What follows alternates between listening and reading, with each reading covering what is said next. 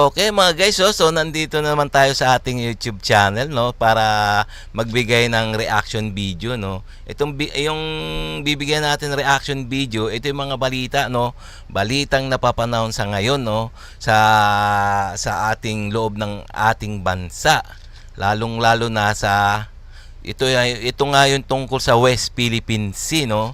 So alam nyo naman na napakainit na balitang to sa atin, no, dahil nga sa itong mga Chinese, itong mga Chekwa na to ay halos sinasakop na ang ating teritoryo, no, sa West Philippine Sea.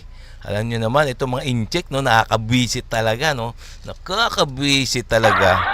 So kailangan mapag-usapan natin to, no, tungkol dito sa mga agresyon ng mga incheck. Ewan natin bakit ganyan na ganyan talaga sila. Nakakabwisit. Wala na talaga. Sarap tirisin, no? Okay, no? So guys, kung bago ka pa lang sa aking channel, please like and subscribe na lang muna sa ating YouTube channel para maumpisahan na natin to. Okay? Ito yung bibigyan natin ng reaction.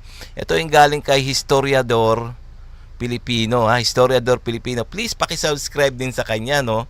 So, ang bibigyan natin ng reaction itong pamagat na yung China hindi na nakapalag sa hindi na nakapalag sa mga barkong pandigma ng Pilipinas at iba pa sa West Philippine Sea. Alam niyo yung mga nakarang araw, nagkasundo ang malalakas na bansa pati ang Pilipinas sa maglayag at magpatrolya sa West Philippine Sea dahil nga sa itong aggression ng China para naman mapahupa o mapatiklop itong mga incheck na to, na buwisit na incheck na to. So nagsama ang Australia, Pilipinas, US at ang Japan. So nagpatrolya sila hanggang sa hangganan ng 200 nautical miles sa West Philippine Sea na inaangkin ng mga Chekwa, no. So alam niyo naman 'yan, di ba? Nakarang araw. So ayun nga. Kaya nga ang ginawa ng China ayun, walang palag.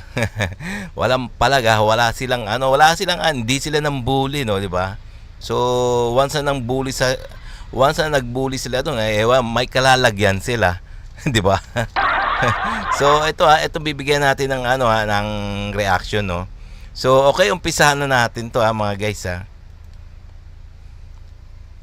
Kahit na nanalo na ang Pilipinas sa kaso patungkol sa West Philippine Sea, ay hindi naman ito kinikilala ng mga incheck at patuloy na pinagpipilitang wala tayong karapatan sa mga lugar na kinamkam nila at pinatayuan pa ng mga infrastruktura. Kung gaano katapang ngayon ang mga opisyal ng ating AFP sa pagdepensa sa ating mga teritoryo sa West Philippine Sea, ay gano'n naman sila noon katahimik at walang magawa, kundi ang sunti na lang ang dating Presidente Rodrigo Duterte na siyang nasusunod pagdating sa foreign policy ng ating bansa. Walang makakapag-deny na sa panahon ng dating Pangulo ay mas pinili nitong pumanig sa China kesa mga Amerikano. Nagkaroon ng matinding takot ang mga Pilipino noon sa paulit-ulit na sinasabi ng dating Pangulo na there are already Seka, no.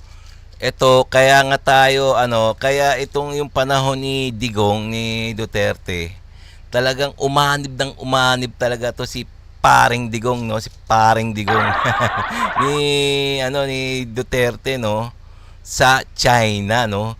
Talagang pumanig siya kasi nga galit nga siya sa Amerika, no. Galit siya sa Amerika, kaya nga ang ginawa niya ayun, nakipag-alyansa sa mga incheck at sa mga China. Kaya nga halos lahat ng mga incheck landito na lahat sa Pilipinas. Hindi nyo ba nahalata noon na nandiyan yung panahon ng kanyang administrasyon, halos lahat ng incheck nandito, libo-libong incheck na sa Pogo, di ba? Ayun, Pogo. So ayun, pati pinasok niya pati yung mga Chinese sa mga gobyerno, sa ngayon ng gobyerno. Diba? Ay naman, nabalitaan yon sa Philippine Coast Guard at marami pa. So, ganyan ang dating presidente na wala sa ayos yan. 'Di ba? So, okay, diretso pa natin. Did missiles in that island. And the fastest that they have installed there can reach Manila in 7 minutes. You want war? Rason para mas makampante ang mga incheck na gawin ang gusto nila sa pinag-aagawang teritoryo. Ayun, naintindihan na natin, no? Tinakot ni dating presidente ang mga Pilipino na ganyan, mga missile, nakatutok ang missile na sa atin, nakaredy na mula sa China papunta na rito sa Manila, ganyan. Ganyan ang ginawa ni dating Duterte, dating presidente, na kinakot niya ang mga Pilipino para lang dumikit siya sa mga incheck. Dahil alam nila na hindi papalag ang Pilipinas. Sa kabilang banda ay may punto nga naman ang dating Pangulo na para masalba ang ating buhay ay huwag tayong gumawa ng bagay na ikagagalit ng mga incheck. At baka ano pa ang gawin nila sa bansa natin dahil siguradong wala tayong kalaban-laban. Pero marami naman ang hindi sang-ayon dito. Ayun. Ayun, kaya ang ginawa ni dating presidente na wag na lang tayo umimik daw. Wag na lang tayo umimik sa mga ginagawa ng mga Chekwa na to. Nang sa ganon, hindi tayo mapahamak o girahin tayo sa pamamagitan ng missile. Ayan, so tinakot niya ang mga Pilipino. Kaya ayan nangyari. So, okay, diretso pa natin. At naniniwala na hanggat mananatiling takot tayo sa China, ay siguradong hindi pa rin sila titigil sa kanilang pang-aabusong ginagawa at darating din ang panahon na sasakupin nila tayo kaya mas mabuti na lang na lumaban kesa hayaan na lang manaig ang takot at magpapaya sa kung anumang gustong gawin ng mga incheck sa Pilipinas. Nang manalong presidente si Bongbong Marcos ay biglang naiba ang paninindigan ng pamahalaan. Ang dating takot na baka mapaliparan ng missiles ng China ngayon ay pumapalag na. Hindi naman pare, nalalagyan ng barrier na gano'n at maliwanag naman ay nasa loob ng Pilipinas yan. Hindi tayo naghahanap ng gulo. Basta gagawin natin, patuloy natin ipapagtanggol ang Pilipinas, ang maritime territory ng Pilipinas, ang karapatan ng mga fisherman natin na mag-isda doon sa mga areas kung saan sila nangingisda. Pinalakas pa lalo ng Administrasyong Marcos ang EDCA o Enhanced Defense Cooperation Agreement ng no. So yung pagdating ni ni Bongbong Marcos na PBBM. So pasalamat tayo kay PBBM, no. Talagang nagbago ang sitwasyon, no. Nagbago ang sitwasyon na naging umanuli siya, nakipag-alyansa muli si PBBM sa malalakas na bansa tulad ng Amerika, Japan, Australia, United Kingdom, halos lahat ng malalakas na puwersa ng bansa. So maraming salamat PBBM, no. So pasalamat din tayo na talaga may presidente tayo ngayon na nagmamalasakit sa ating bansa at nagmamalasakit sa mga Pilipino. So pasalamat tayo, no, di ba? So okay, no. So diretso pa natin. Estados Unidos at bansang Pilipinas. Ang kasunduang ito ay nagpapahintulot sa tropa ng mga Amerikano na maistasyon sa Pilipinas at magpatayo at magpatakbo ng mga pasilidad gamit pangyera para sa mga Amerikano at Pilipinong sundalo. Hindi nakapaloob sa kasunduan na ito ang pagkakaroon ng permanenteng base militar ng mga Amerikano. Pero ganun pa man, ay inalmahan pa rin ito ng mga makakaliwa na ayaw makitang may mga dayuhang sundalo sa ating bansa. 2015, 8 mga lokasyon ng hiniling ng mga Amerikano na temporaryo nilang lalagyan ng kanilang mga pasilidad. Ito ay ang mga lugar ng Subic at Clark. Ganon din sa ilang area sa Luzon, sa Cebu at sa Palawan. March 19, 2016, nagkasundo ang Pilipinas at Estados Unidos para sa 5 EDCA sites pero nadiskaril ito nang pumasok na si FPRRD bilang presidente noong June 30, 2016, January 30, 2019 Nang muling nabuhay ang kasunduan ng Amerika at Pilipinas at natuloy na ang 5 EDCA sites. February 2. Ayun, no, tignan nyo naman, ha. Yung dating Pangulong Duterte, ayaw niya talaga sa EDCA, no. Talagang kinancel niya yung naging siya na nung presidente. So, napakalungkot talaga, no, mga guys. 2023, 4 pang mga lugar ang dinagdagan ng presensya ng mga pasilidad ng mga Amerikano. Ito ay sa Balabac Island sa Palawan, Camp Melchor de la Cruz sa ang dami Gamong na. Isabela, Lalo Airport sa Lalo Cagayan, at Naval Base Camilo Osia sa Santa Ana, Cagayan. Kinabahan ng mga gobernador ng Isabela at Cagayan dahil ang lugar nila ay malapit lang sa Taiwan kung saan posibleng maging target umano sila ng mga incheck kapag sumiklab na ang paglusob ng China sa Taiwan. Labis ring ikinabahala ng China ang pagdami ng EDCA sites sa Pilipinas at paulit-ulit nilang sinasabi na mas lalo lang itong gagawa ng tensyon sa pagitan ng China at Pilipinas. Sinagot naman ito ni Pangulong Marcos at sinabi na hindi hahayaan ng Pilipinas ang Estados Unidos na gamitin ang mga pasilidad nila dito sa atin para magsagawa ng pag-atake sa China. Okay, maganda talaga tong ginawa para sa akin, maganda tong ginawa ni PBBM, no, nagkaroon na ng EDCA sites. So ito ang ito ang nagpapalakas sa atin, no. Ito nagpapalakas sa atin laban sa mga Chekwa, no, sa mga incheck na yan, no. Kasi kung nandiyan yung mga Amerikano, mga EDCA sites natin na nakapalibot sa buong Pilipinas, medyo alangan nung siyempre medyo alanganin to ng mga incheck na magloko-loko, no, magkatarantado sa atin, no. So kailangan talaga tama yung yung decision ni PBBM na magkaroon ng presensya ng mga American military dito sa ating bansa. So okay yan, So kung ano yung comments nyo diyan, kung ano man na suggestion niya, mag-comments din kayo diyan, pwede rin naman. Okay? So diretso pa natin. Sakaling mag-umpisa ang gulo, Hindi tayo papayag na gamitin ang mga bases natin para sa kahit anong offensive na action. Ito ay para lamang tulungan ang Pilipinas kapag nangangailangan ng tulong ang Pilipinas. Kaya kung wala namang sumusugod sa atin, hindi na sila kailangan mag-alala dahil hindi naman sila natin lalabanan. At hindi naman, ang ginagawa lamang natin ay patuloy natin na pinapatibay natin ang depensa ng ating teritoryo, ang Yes, pagdepensa tama. ng Republika.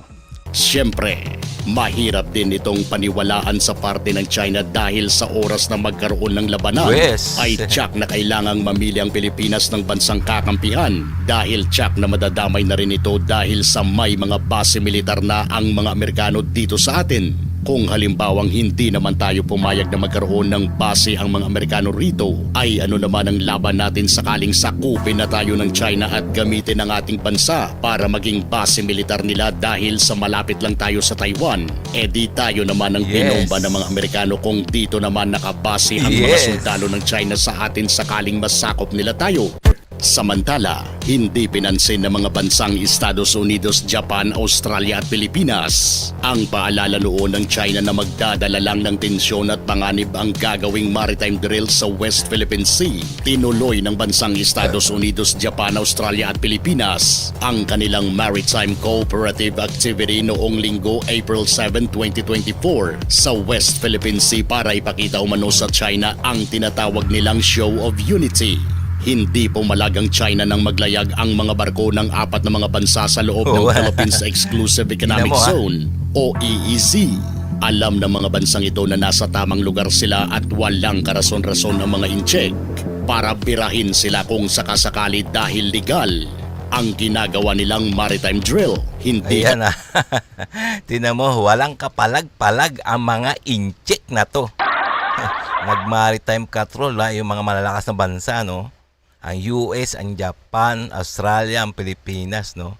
Mismo sa within economic zone ng Pilipinas hanggang sa dulo, sa 200 nautical miles sa dulo. So walang palag, no? Tingnan nyo naman, walang palag, 'di ba? So kung mga maliliit na bansa yan, kukulitin din naman ng mga China yan. Pero pagdating sa mga ganito, sa mga malalakas na puwersa ng militar na bansa, nagkukumahog yan, no, yung mga incheck na yan, no. Tsaka isa pa, nasa tama ang ginagawa ng Pilipinas, no. Nasa international law ang bawat galaw ng Pilipinas, no.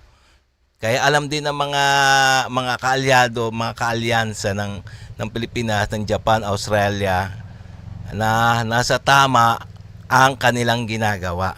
So, in case na birahin sila ng China dyan, sigurado bibirahin din sila ng na yan, ng 4 na bansa na yan.